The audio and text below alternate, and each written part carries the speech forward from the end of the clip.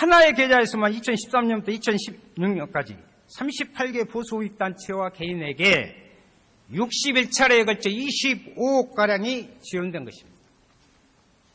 특검이 밝힌 2014년부터의 청와대가 지원을 요구한 15개 단체보다 많고 지원 시점도 2013년까지 거슬러 올라갑니다. 정경련이 박근혜 정부의 소위 화이트리스트의 자금줄이었다라는 것이 명백한 증거입니다. 차관, 정경련은 민법 제32조에 의해 설립된 비영리 법인이죠? 네.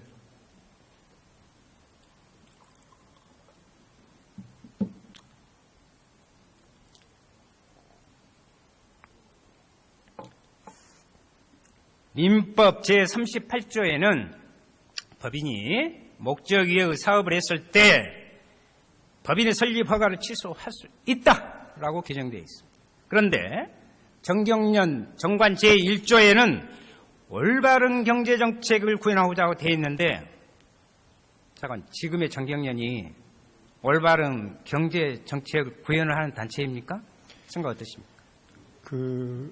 지금 정경련에 대한 어떤 검찰 수사가 진행되고 있고요. 그 다음에 또 재판도 진행되고 있기 때문에 제가 구체적인 사안을 가정을 해서 지금 단정적으로 말씀드리기는 어려울 것 같습니다. 단지 이제 이런 결과가 나오게 되면 그게 이제 관련 법에 저촉되는 부분이 있다면 또 관련 법에 따라서 저희가 이제 주무부처가 있기 때문에 그 검토가 되어질 걸로 생각이 됩니다. 아니, 경제부처 차관이 온 국민이 다 알고 있고 국정조사서에 이미 다 나와 있는데 무엇을 더 알아보고 문제가 있다면 이런 가정법이 답변이 깝깝합니다. 그런데도 정경련은 해체를 요구하는 국민들 앞에 또 꼼수를 부리고 있습니다. 지난 2월 총회에서 무슨 쇄신을 하겠다고 발표했어요. 쇄신이요? 정경련은 1995년 노태우 비자금 사건, 97년 세풍 사건, 2002년 차떼기 사건 이후에 11세대 쇄신 정책을 발표한 바 있습니다. 그런데 뭐 하나 제대로 이루어진 거 있었습니까? 정경유착은 계속 반복되었고요. 오히려 심각해져 왔습니다. 정경련은 해체돼야 됩니다. 산자마당 유관기관과 협의를 통해서 정경련의 설립 허가 즉각 취소할 수 있도록 그렇게 해 주시겠습니까? 하여튼 관련 법에 따라서 제가 같이 논의를 하겠습니다. 네. 관련법은 그렇게 하게 되어 있습니다. 차관, 공공기관은 정부의 투자, 출자 또는 정부의 재정 지원 등으로 설립 운영되는 기관이죠. 그렇죠? 공공기관이 개인이나 특정 세력의 이익을 위해 운영될 수 있습니까? 일단 그 원론적으로는 그럴 수 없습니다. 네. 하지만 이번 박근혜 최순실 사태에서 일부 공공기관은 국정농단의 도구가 되어버렸어요. 보세요. 사실관계가 명확히 드러난 경우만 해도 16개 기관입니다. 차관, 공공기관들이 국정농단에 부역한 이유가 어디 있다고 생각하십니까? 글쎄요. 지금 좀 단정적으로 말씀을 하시는데 지금 구체적인 아까 가정법에 의해서 하는 답변이 답답하다고 하셨습니다만 지금 제가 공식적으로 답변을 하는 것이기 때문에 지금 구체적인 사안이 지금 수사 중이고 재판 진행 중이기 때문에 지금 의원님 말씀에 단정적으로 제가 답변 드리기는 어려울 것 같습니다. 이렇게는 이야기할 수 있죠. 다시는 이런 일이 없어야겠죠. 문제의 소지가 있다면 그런 일이 있어서 안 되겠다고 생각합니다. 자, 화면을 보십시다. 박근혜 대통령이 국회에서 탄핵 소추된 12월 9일부터 3월 17일 오늘까지 공공기관의 기관장 신규 임명 현황입니다. 지난 100일간 정부 부처 공공기관 332곳 중에 기관장 교체가 이루어진 게 40곳으로 12.4%입니다. 평균 5일에 2개꼴 이루어졌어요. 그중에서도 최종 임명권자가 대통령인 경우도 9곳이나 됩니다. 임원 전체를 확대한다면 말할 수 없이 더 증가할 것이죠. 대통령 탄핵이라는 비상 상황에서 공공기관장을 임명을 무리하게 추진하는 것이 아닌지 심히 우려된다 이 말입니다.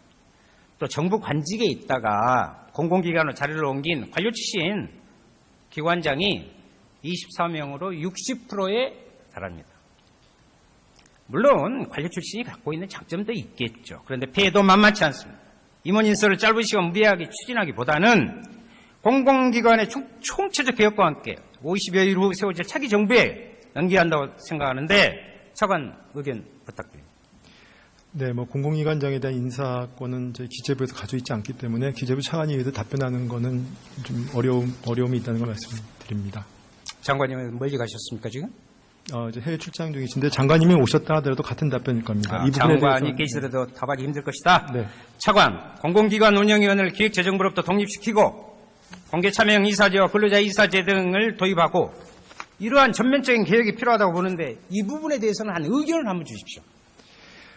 그 부분에 대해서는 여러 가지 의견이 있을 수 있을 것 같습니다. 근데 이제 공공기관 운영위원회 아시다시피 당초는 이제 각 주무부처가 공공기관에 대한 어떤 사업이나 정책 감독을 하고요. 그 다음에 이제 기재부가 재정당국으로서 중립적으로 감독을 해라. 그리고 그런 전제 내에서 공공기관 운영위원회 구성에 나간 민간위원이 과반수로 되어 있습니다. 그래서 OECD 대부분의 국가에서도 이런 취지에서 공공기관 관리를 재무당국이 담당을 하고 있습니다. 그래서 이런 형태를 저희가 도입을 한 것이고요. 많은 논의 끝에 또 문제가 있다면 또 좀 더 좋은 방법이 있다면 저희가 충분히 공론화해서 또 개선 방안을 찾아볼 수는 있겠습니다만 현재는 저희는 이 시스템 자체보다는 이제 운영을 좀 더 충실하게 할 필요가 있다 이렇게 생각을 하고 있습니다. 같이 개혁하십시다. 차관. 네. 또 하나 즉각 폐기돼야 할 정책이 있는데 말하기 힘듭니다. 성과연봉제입니다. 여전히 애정을 갖고 있어요? 네, 일단은 정부는 성과연봉제가 공정하고 객관적인 어떤 성과 평가를 통해서 기관의 어떤 생산성을 높인다는 생각을 아직 가지고 있고요. 물론 이제 이게 또 정부의 생각뿐만 아니라 공공기관 중에 60%가 이미 노사합의를 통해서 도입을 됐고요.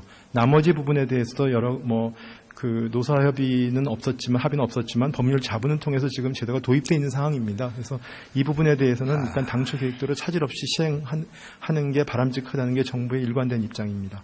예. 예상했던 답변이었는데 수차례 지적했지만 성과입니다. 임금 체계를 바꾸는 문제예요. 이런 중요한 문제를 노동자 동의 없이 추진한 헌법과 노동권의 근간을 흔드는 것이기 때문에 지금 문제 제기를 계속하고 있는 거죠. 그리고 답변에 잘못된 게 있어요. 2016년 6월 기준 120개 공공기관 절반의 공공기관이 불법 탈법으로 이 일을 했다 이 말입니다. 무엇이 그대로 제대로 된 것처럼 그렇게 답변하신 것은 문제가 있다. 그리고 지난 2월 24일 한 여론조사에 따르면요. 83.8%가 성과연봉제를 재논의해야 한다는 결과 나왔어요. 이런데도 막무가내. 공공기관이라면 절대적으로 공공성을 지켜야 할 거 아니에요. 노동자를 벼랑으로 내몰아서 국민을 불안감으로 키우는데 이렇게 계속 고집할 거예요?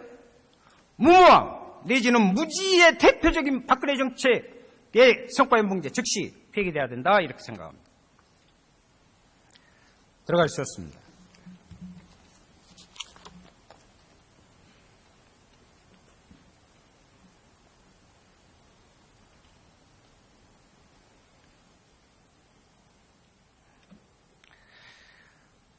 예. 사드 강행으로 전 국민이 홍역을 치르고 있습니다. 성주, 김천 주민들의 분노는 하늘을 찌르고 여당이 오히려 앞장서서 국론을 분열시키는데 안보정치 이용하고 있고 지금요 서울은 물론 인천, 제주, 울산 전국 곳곳의 상인들과 관련 종사자들은요 중국의 경제 보복에 의한 피해를 호소하면서 좌불안석입니다. 그런데도 정부는 여전히 박근혜식 안보 타령으로 일방적으로 사드를 밀어붙이는 거예요. 왜? 경제 보복에 대한 어떤 대책도 세우지 못하고 있습니다. 대통령 탄핵을 불과 며칠 앞두고 미군 기지에 기습작전하듯이 사드 밧사대가 도착했습니다. 국방부 장관은 밧사대가 태평양을 건너오고 있는 시점에도 국회 국방에서 모르쇠로 국회의원들을 농락했어요. 이거야말로 전형적인 알박기가 아니고 무엇입니까? 반강제적으로 집터만 해놓고 집도 짓기 전에 가지도부터 드립니까? 사드 강행 중단하고 국회에서 검역특위를 통해서 국민적 합의를 이루자는 게 뭐가 잘못했어요? 정의당 심상정 대표께서는 우리 생존의 자주적 문제를 원칙으로 주변 강국의 보복을 두려워하고는 회피하지 말고 결연하게 극복할 수 있는 평화 전략을 내올 때라고 발표했습니다. 또한 국가와 국민 생존을 위해 어느 나라와도 협의해야 하고 우선 전쟁 위협을 제거하는 평화체제 구축을 강조했습니다. 정의당과 본의원은 국회 비상경제안보대책회의를 열어서 사드 문제부터 한반도 주변 정세에 대한 구체적인 협의와 초당적인 평화 외교 이것을 전개할 것을 강력히 촉구합니다. 다시 한번 정부의 맹성과 자유한국당의 대우가성을 촉구합니다. 들으셔서 감사합니다.